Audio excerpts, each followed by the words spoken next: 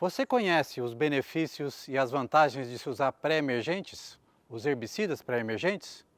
Pois bem, nesses próximos minutos nós vamos tentar sumarizar os benefícios do uso dessa técnica.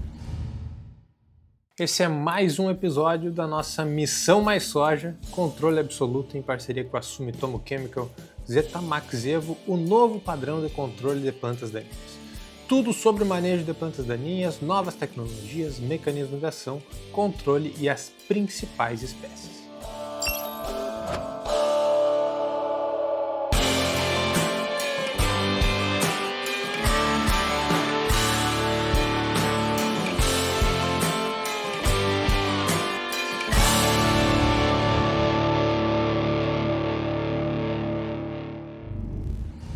Olá, meu nome é Rubem Oliveira e eu sou do Departamento de Agronomia da Universidade Estadual de Maringá. Na Universidade Estadual de Maringá eu trabalho há 33 anos no Núcleo de Estudos Avançados em Ciência das Plantas Daninhas, o NAPD-UEM. A principal analogia e a mais simples de fazer para explicar o benefício dos herbicidas pré-emergentes é compará-lo com uma doença. A doença que nós queremos combater são as plantas daninhas. Pois bem, tem duas formas de você encarar uma doença.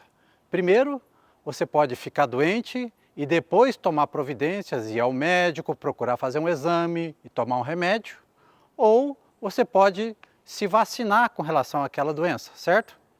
Então, o pré-emergente funciona dentro do sistema de manejo de plantas daninhas como uma vacina que imuniza a sua lavoura contra os malefícios da infestação de plantas daninhas.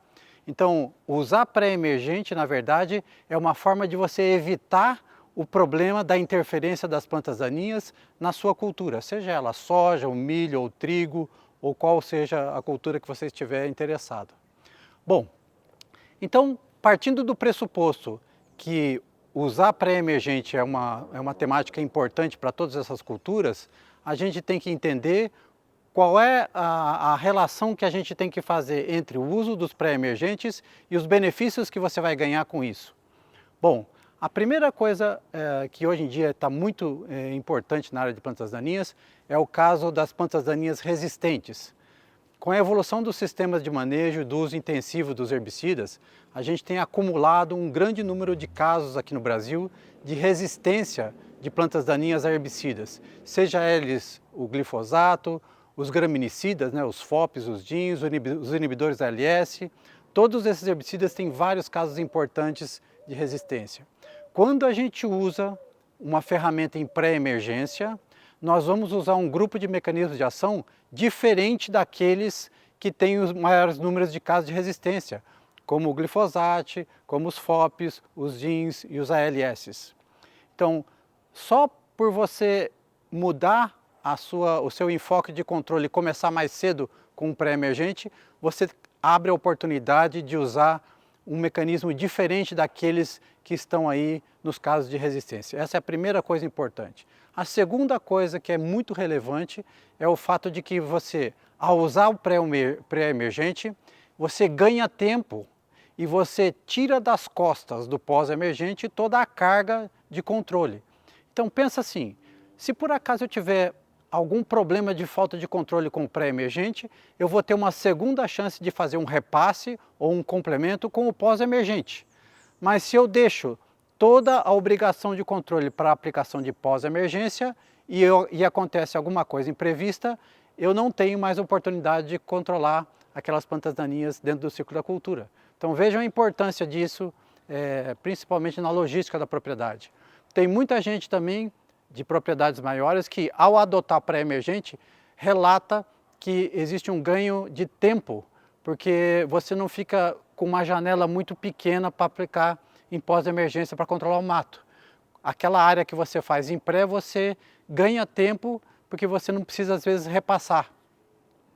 Bom, uma outra coisa, e talvez a mais importante delas, é o fato de que aplicações em pré-emergência levam à manutenção do potencial produtivo da lavoura. O que eu quero dizer com isso? A manutenção do potencial produtivo quer dizer que você não deixa o mato tirar a produtividade da sua lavoura. Por exemplo, Uma lavoura de soja, depois que ela emerge, ela consegue conviver por alguns dias com o mato sem perder em produtividade de forma significativa. Mas você sabe quanto que é esse prazo? Na verdade, esse prazo é muito pequeno. Alguma coisa por volta de 10 a 12 dias já é o suficiente em termos de interferência do mato para promover reduções significativas da produtividade. No milho, milho safrinha, por exemplo, que é um componente importante do nosso sistema de produção, acontece a mesma coisa. A presença de soja tiguera no meio do milho safrinha por 20, 25 dias, que é o prazo normalmente que os agricultores entram para fazer o controle da soja tiguera no meio do milho safrinha, é mais que suficiente para afetar significativamente a produtividade do milho.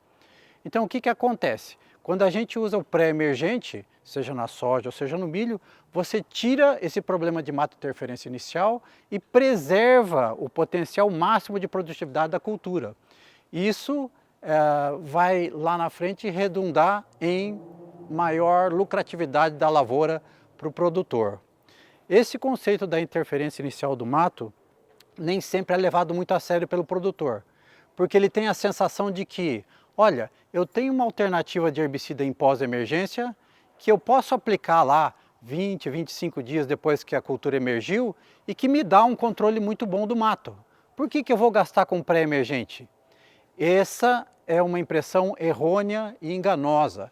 Esse período que a cultura passa convivendo com o mato é suficiente para reduzir o potencial produtivo dela e o lucro do agricultor. E não é pelo fato que ele tem uma ferramenta de pós-emergência, que ele consegue aplicar e obter 100% de controle, que ele não deixou de perder em termos de potencial produtivo.